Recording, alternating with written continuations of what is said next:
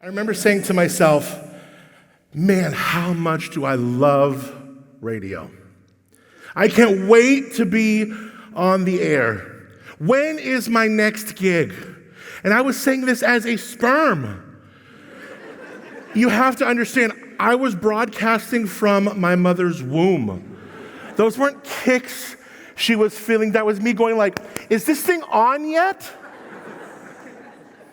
Broadcasting live from WOMB, a womb with a view. Today's forecast, wet. Again. It's going to be another 8.5 months until we see sunshine. I thank all you listener out there. I reached my dream of a career in radio. I grew up in LA County, and in radio you'll often bounce from market to market after a couple years, and the idea is to get to a bigger market, because bigger market, it's bigger paychecks, yeah, right? Then I figure we come back to LA and it will all be good. Now, I moved to the Central Coast in 2003, and although there's 1,300 seats in this beautiful theater, something tells me that these red letters behind me means a few more people might see this online. So I will tell you that the Central Coast is in the middle between San Francisco and Los Angeles. In the middle, San Luis Obispo, baby. Yes. Paso Robles, wine country, Pismo Beach, pink champagne cake at the Madonna Inn. Yes, it is beautiful. It is special. And the people here are nothing short of amazing. It was for that reason I wanted to stay here. And I knew that to be able to stay here and do what I loved, I would need to really dig in authentically to this community and try to be the absolute very best I could be on and off the air. So I had a radio show for a long time called Up and Adam in the Morning. And then also I took that love for radio that you are well aware of now, and my new love being here for wine, and I created a show that is now called The Pour. And my work connected. Like, I connected. I mean, really connected. And then 20 years into my radio career, this happened. That is the cover of the Sunday paper. Ooh. It was a Monday, 12:08 p.m. I got a text from my general manager, who was just across the office, and it was 3 words. It said, "Come see me." Now, I didn't really read into that too much.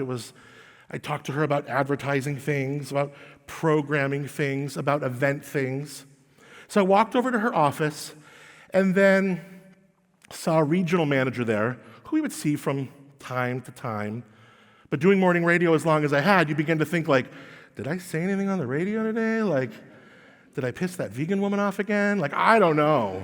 I don't know. So she said, this is not going to be fun, Adam. I sat down in this really uncomfortable square chair that was old and awkwardly placed in the office, and she said, it's not going to be fun, Adam. And then she said 4 words. You're being laid off. Room got cold. It was like the teacher from the Charlie Brown cartoons, like, you could see the frequency of the things that she was saying slowly coming to me. None of her words were processing. I was shocked. Like, you can't even say goodbye to an audience of listeners that I've had for so long over what, a company-wide reduction in workforce? Now, I am no victim. I could blame the economy. That's what Radio Inc. magazine and some of the other trades that reported about my layoff did. I could blame the business, but no, I should have seen this coming. Radio is a medium that it's a diminishing watering hole that those who are able to drink from it are not merely exclusively categorized anymore by how good they are or by how they connect with their audience. You are a cell on a spreadsheet, man. And at that point, I felt defeated.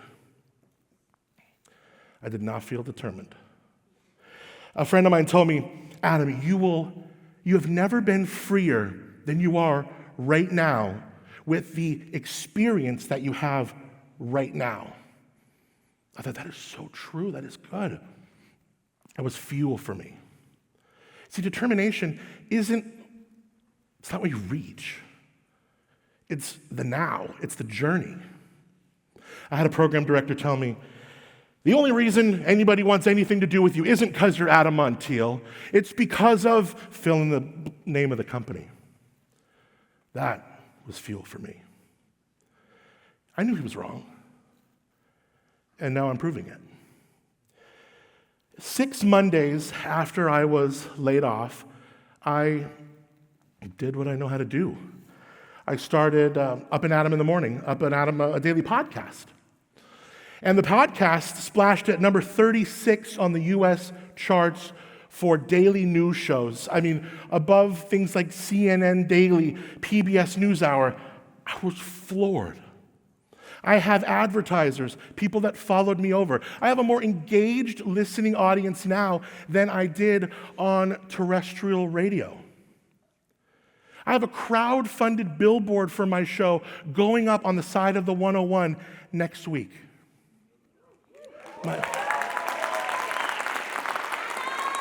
My wine content, The Pour, Adam's version, is it debuted as a top 10 wine podcast in the country.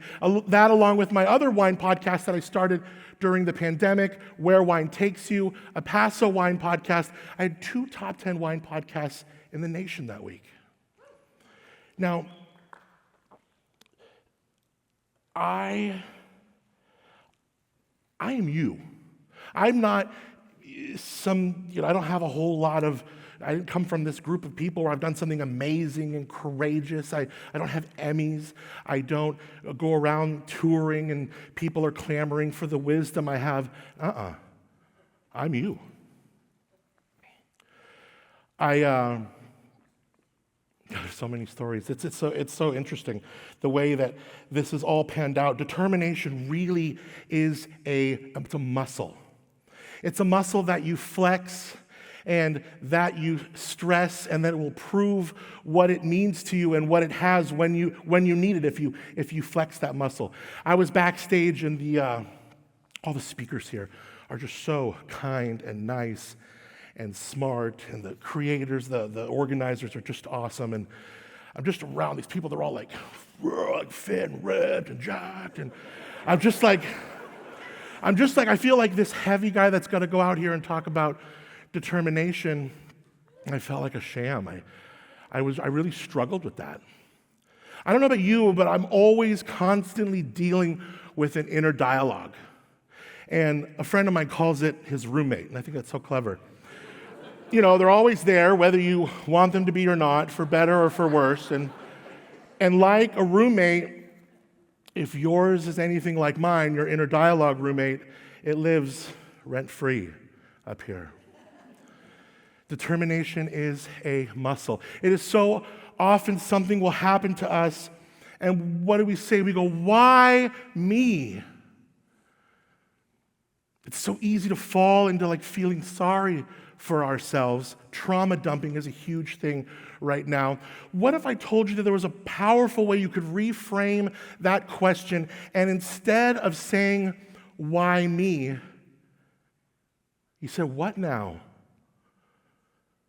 This what now mentality, it allows you to go from self-pity to self-starting, from wallowing to problem solving.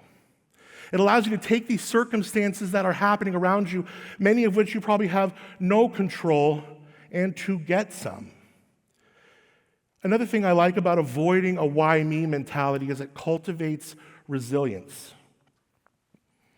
You don't have to merely go bounce back from a setback. You could be sculpted by one. face the storm and with grace and fortitude rather than being swept away by it. Another thing I like about this is it really lays a foundation of gratitude. It allows you to count your blessings, and there are blessings, no matter how hard the hardship, they are there. Also allows you to grab on to these things that you can control, but also surrender the things that you can't. Think of it like this. Think of a tree. A tree grows in two directions at the same time. You have your root system and your fruit system, right? Yeah, for the trees. Do it for the trees. The root system, it goes deep. It gets dark. It meets resistance. It struggles. And why? It's that tree can grow.